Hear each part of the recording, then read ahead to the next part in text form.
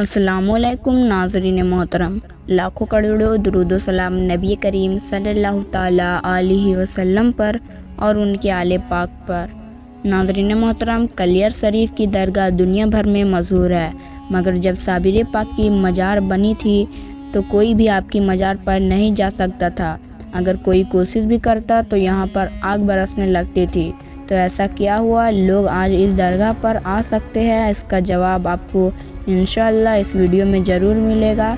हुजूर साबिर पाक का जनाजा सारी दुनिया में एक ऐसा जनाजा है जिसकी मिसाल हमें कहीं नहीं मिलती।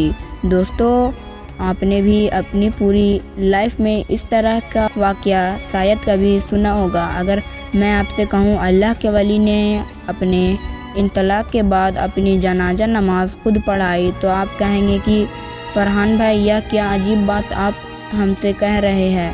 मगर हाँ दोस्तों, यह वाक़या बिल्कुल सच्चा है और एक हकीकत है। तो चलिए आज साबिर पाक की मिसाल का वाक़या तो हम सुनाते हैं।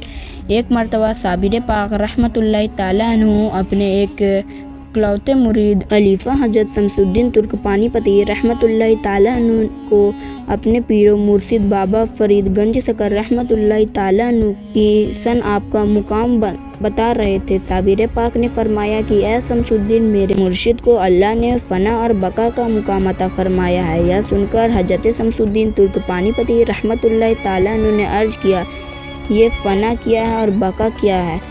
तो साबिर पाक ने फरमाया कि ऐ सुन, मैं तुमको बताऊं क्या, जब वक्त आएगा हम तुमको दिखाई देंगे। अल्लाह अकबर। शमसुद्दीन तुर्क पानीपती रहमतुल्लाहि ताला अन्हु ने अपने पीर साबिर पाक कलियर रहमतुल्लाहि ताला अन्हु के 19 साल तक खिदमत की थी। फिर एक दिन साबिर पाक ने फरमाया कि ऐ शम्स, अब तू दिल्ली वापस चले जाओ और जाकर के वहाँ के सुल्तान की फौज में दाखिल हो जाना, और जब मेरे इंतकाल हो जाए तो तुम मेरे लिए एक कफन लेकर आना, मगर हाँ, खुशबू मत लगाना, वह फरिश्ते ले आएंगे। जब तुम मेरे पास आना, गुस्ल हो जाएगा, सब इंतजाम खुद ब खुद हो जाएगा। मेरे जनाजा तैयार करके रख देना। एक घोड़ा सवार आएगा, वह मेरी जनाजा नमाज पढ़ाकर चला जाएगा, फिर तुम मुझको दफन कर देना। यह सुनकर हज़रत शमसुद्दीन तुर्क पानीपती रहमतुल्लाहि ताला ने जवाब किया कि हुजूर, मुझे पता कैसे चलेगा आपका इंतकाल हो गया है? तो साबिर पाक ने फरमाया कि जब तुम यहाँ से चले जाओगे और सुल्तान की फौज में दाखिल हो जाओगे तो एक दिन आएगा, तुम सब फौज वाले अपने अपने कैंप से सोए हुए होंगे और एक जोरदार तूफान आएगा। उस तूफान से तमाम फौज वाले चिराग बुझ जाएंगे, एक तुम्हारा चिराग जलता रहेगा, तो समझ लेना मेरा इंतकाल हो गया है। पीरो मुर्शिद के हुक्म पर हज़रत शमसुद्दीन तुर्क पानीपती रहमतुल्लाहि ताला अन्हु वापस दिल्ली तशरीफ़ लाते हैं। दिल्ली में आपके ख़ानदान के पहले से दिल्ली के सुल्तान की फ़ौज में थे, तो इस वजह से आपको बड़ी आसानी के साथ सही फ़ौज में नौकरी मिल जाती है। फिर एक अर्से तक आप फौज में ही रहते हैं और हज़रत शमसुद्दीन तुर्क पानीपती रहमतुल्लाहि ताला अन्हु का वह वक्त भी आ गया जब किसी जंग के दौरान रात का वक्त था, तमाम फौजी अपने अपने कैंप में सो रहे थे कि अचानक एक जोरदार तूफान आया, जिसकी वजह से कई फौजियों के कैंप उखड़ गया, मगर हज़रत शमसुद्दीन तुर्क पानीपती रहमतुल्लाहि ताला अन्हु का कैंप बिल्कुल सही सलामत था। आपका चिराग तक रोशन रहा। इस मंजर को देखने के बाद आप समझ गए कि मेरे पीरो मुर्शिद सैयद अलाउद्दीन अहमद साबिर कलियर रहमतुल्लाहि ताला अन्हु का इंतकाल हो गया है। फिर अगले ही सुबह हज़रत शमसुद्दीन कलियर शरीफ के लिए रवाना हो जाते हैं, मगर एकदम से आपको ख्याल आता है कि मैं तो कलियर से इतना दूर हूँ, सफ़र में कई दिन लग जाएंगे। यह सब बातें आप सोच ही रहे थे कि एकदम आपको ठोकर लगती है, आप ज़मीन पर गिर जाते हैं, आपका सर किसी चीज़ से टकरा जाता है और आप बेहोश हो जाते हैं। जब आपको होश आ जाता है तो क्या देखते हैं कि आप कलियर शरीफ में अपने पीर की झोपड़ी के आगे लेटे हुए हैं। अल्लाह अकबर। क्या करामत थी साबिर पाक की कि इंतकाल के बाद भी अपने मुरीद की मदद फरमा रहे थे। फिर जब आप साबिर पाक की झोपड़ी में दाखिल हुए तो देखा साबिर पाक के पाँव के पास एक शेर बैठा हुआ है जो आपकी हिफाजत कर रहा था। अल्लाह अकबर। फिर हज़रत शमसुद्दीन तुर्क पानीपती रहमतुल्लाहि ताला अन्हु जैसे ही आगे बढ़े, वह शेर वहाँ से उठकर चला जाता है। फिर हज़रत शमसुद्दीन ने सोचा کہ میں آپ کو غسل دے دوں۔ اچانک کہیں سے پانی کی فوارہ آئی تو آپ کو غسل دے کر چلی گئی۔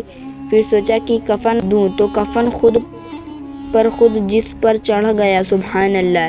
جب سوچا نماز جنازہ کون پڑھائے گا، یہ سوچنا ہی تھا کہ ایک گھڑ سوار وہاں آتے ہیں۔ حضرت شمس الدین ترک پانی پتی۔ ان گھوڑے سوار کو دیکھ ان بزرگ نے اپنے چہرے پر نقاب ڈال رکھا تھا۔